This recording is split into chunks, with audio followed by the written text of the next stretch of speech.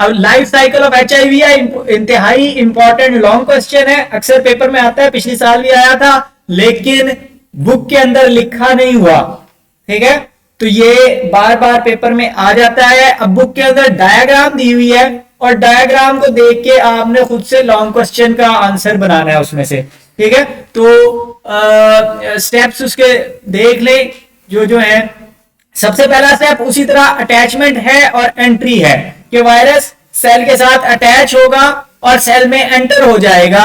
अब वायरस के ऊपर वायरस का स्ट्रक्चर आप देखें तो ये अमूमन इस तरह से गोल बॉल की तरह दिखाया हुआ है, लिपिड एनवेलोप है, उसके ऊपर बुलबुला बना हुआ है और उसके अंदर ये इस तरह की नॉब्स ही बनी हुई होती हैं। ठीक है, ये नॉब्स आपने कोरोना वायरस के केस में भी देखी हैं, HIV के स्ट्रक्चर में भी देखी हुई है, ये यहाँ पे गोल्डन कलर में नजर आ रही हैं। तो ये ग्लाइकोप्रोटीन्स हैं। ठीक है, और ये लिपिड मेम्ब्रेन के अंदर उसके धंसी हुई हैं और ये एक्चुअली सेल के ऊपर इंटरेक्ट करती हैं। सेल के ऊपर एक प्रोटीन होती है जिसको CD4 रिसेप्टर कहते हैं। ठीक है, तो ये CD4 रिसेप्टर के साथ जुड़ती हैं। ये बेसिकली CD4 रिसेप्टर कह लें सेल का ताला है और ग्लाइकोप्रोटीन, वायरस की ग्लाइकोप्रोटीन जो है ये उसकी चाबी है।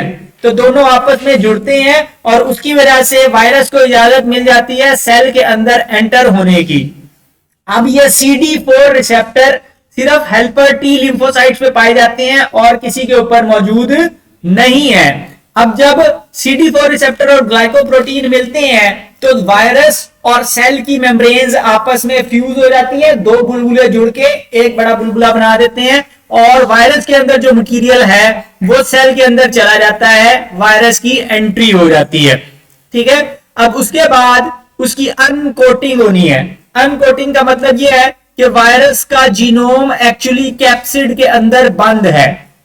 ठीक है, न्यूक्लियो कैप्सिड है, न्यूक्लियो कैप्सिड के ऊपर लिपिड मेम्ब्रेन थी। तो अब वो जीनोम ने रिलीज होना है बाहर, वायरस की प्रोटीन्स और उसका जीनोम साइटोप्लाज्म में बाहर आ जाता है।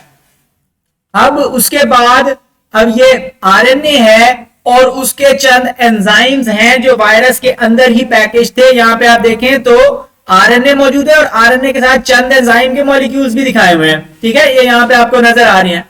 तो वायरस के एंजाइम में से एक एंजाइम है, इसको हम कहते हैं रिवर्स ट्रांसक्रिप्टेज।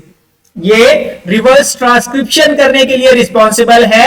ये सिंगल स्ट्रैंडेड RNA को पढ़ता है टेम्पलेट के तौर पे और उससे सिंगल स्ट्रैंडेड DNA बनाता है पहले, फिर RNA को तोड़ देता है और डबल स्ट्रैंडेड DNA बनाता है। ठीक है, पहले सिंगल स्ट्रैंडेड RNA है, सिंगल स्ट्रैंडेड RNA में मसलन लिखा हुआ है AUGC, तो उसके कॉम्प्लीमेंट्री वो बनाता जाएगा। A के मुकाबले में T लगा देगा, U के मुकाबले में A लगा देगा, G के मुकाबले में C लगा देगा, C के मुकाबले में G लगा देगा और DNA का सीक्वेंस बना लेगा। अब वो सिंगल स्ट्रैंडेड DNA बन गया तो RNA वाला हिस्सा उड़ा दिया, तोड़ दिया और सिंगल स्ट्रैंडेड DNA से डबल स्ट्रैंडेड DNA बना दिया। अब ये डबल स्ट्रैंडेड DNA एक्चुअली जाकर प्रो वायरस बना देगा। ठीक है, ये होस्ट जीनोम के अंदर, न्यूक्लियस के अंदर जाकर बैठ जाएगा, क्रोमोसोम के अंदर जुड़ के और वहां पर बैठा रहेगा और उस सेल को कहेगा कि अब तुम मल्टीप्लाई करो। ठीक है, उसको मल्टीप्लाई करने का वो देगा। इसके बाद है असेंबली। असेंबली से मुराद है कि वायरल मैसेंजर RNA से वायरस की प्रोटीन्स बनाई जाएंगी, उसकी ग्लाइकोप्रोटीन और उसकी कैप्सिड और उसका रिवर्स ट्रांसक्रिप्टेज, वो सारी चीजें तैयार की जाएंगी और फिर उनको पैक करेंगे वायरस के पार्टिकल्स में और अल्टीमेटली रिलीज होगी। अब यहां पे रिलीज उस तरह नहीं हो रही कि सेल बस्ट होगा और उसमें से इकट्ठे काफी सारे वायरस निकलेंगे, बल्कि क्या है कि सेल में से एक एक करके वो एक्सोसाइटोसिस वाले तरीके से तकरीबन चीजें रिलीज हो रही हैं कि वायरस से सेल में से एक बबल सा निकलता है, वो बबल सेपरेट हो जाता है और उसके अंदर वायरस की सारी प्रोटीन्स वगैरह पैक हुई हुई हैं। ठीक है, तो इसको हम कहते हैं बडिंग। बड बन के पोंपल या कली बन के बाहर निकल रही है, तो HIV की रिलीज बडिंग के जरिए से होती है।